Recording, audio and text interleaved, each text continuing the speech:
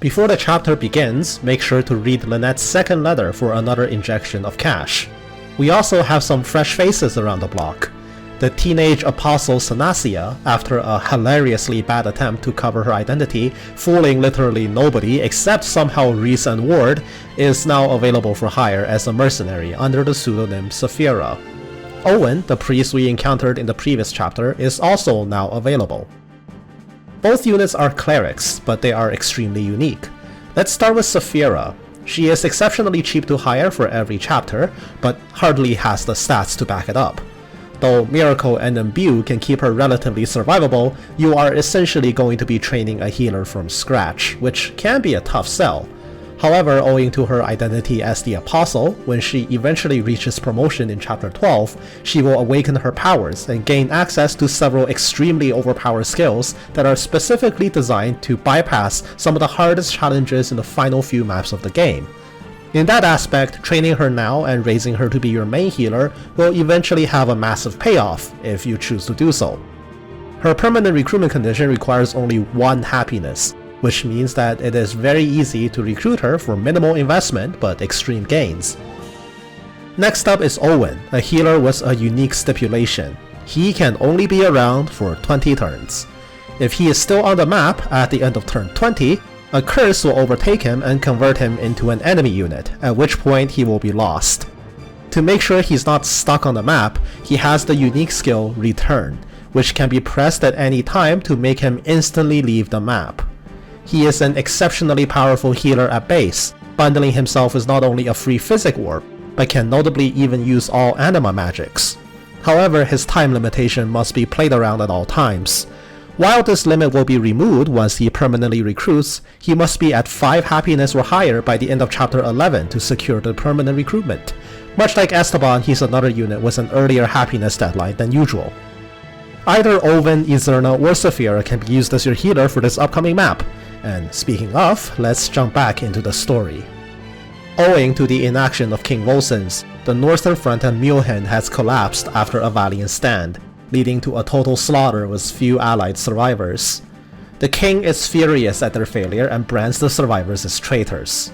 After extreme pleading by Rodsvik, Volsens allows only Reese's small force of Sinnoh Knights to head out and escort the survivors home with no other assistance, and imposes yet another impossibly strict time limit for us to complete the escort.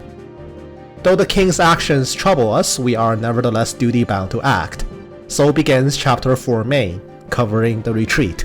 Objective: protect all 12 allied soldiers, then escape before 24 turns elapse. In terms of the actual escort, the soldiers will trickle in from the top right corner of the map, and limp their way to escaping bottom or bottom right.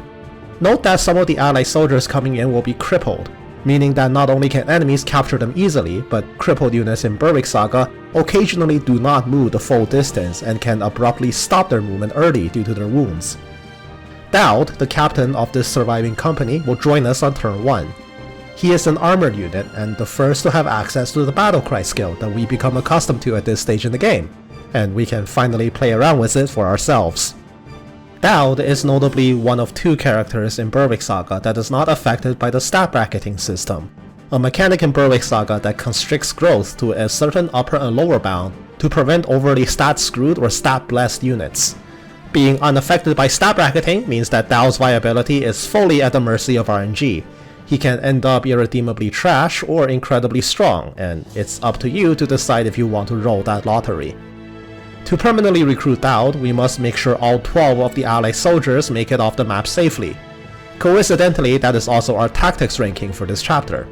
We get 1 point for clearing, a 2nd point for securing the escape of at least 10 soldiers, and the 3rd tactics point will be given if all 12 of them make it out.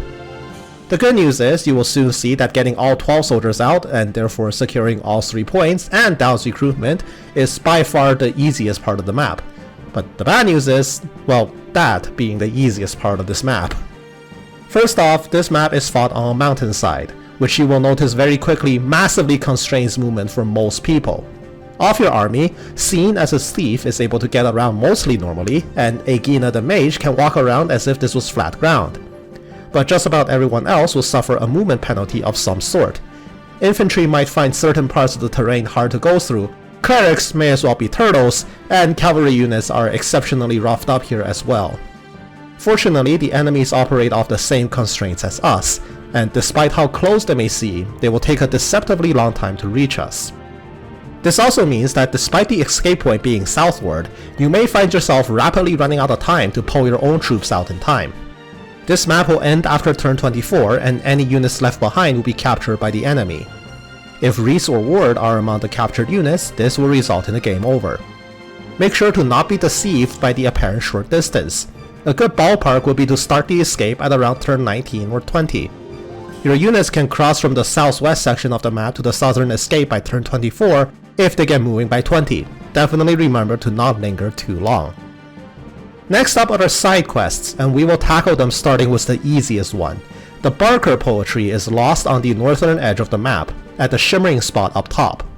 Since this is a white sparkle, only units with the search skill can pick it up as usual, which necessitates bringing either Scene or Axel to complete this quest. Which one of the two to bring is ultimately up to you. Scene can get there faster than Axel, but Axel is much better at holding his own once he makes it up there. The northern side of the map is rather isolated, as most of the fighting in this chapter takes place in the middle or the south. This is very much a lone wolf mission. Get in, grab the poetry, and rejoin the army. The center plateaus will start getting swarmed by enemies very quickly, since that's where they initially spawn. The mountains create natural one-tile choke points, making the entire midpoint easily defensible with only 2 or 3 dedicated units. Most of the incoming foes will have old Imperial small shields equipped, and procuring 3 of them is necessary for a side quest. There will eventually be 3 enemies that drop the shields on death, securing the side quest assuming none of them break it before they are slain. However, going out of your way to capture a few soldiers to take some additional old shields can not only secure the quest completion faster, but also might be the optimal way to go.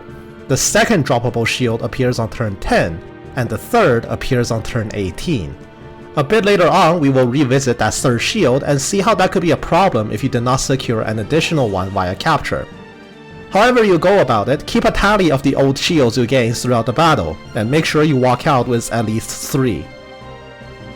The bottom side of the map is where most of the action will be. Movement down there is much less constrained, and enemies are for the most part eager to walk past you and capture your allies. A single captured ally not only loses you the Daoud recruitment, but will also cost you that precious third tactics point, and therefore must be prevented at all costs. Enemies will trickle in from the top left and bottom left corners of the map almost every turn, but in small enough numbers to not be overwhelming.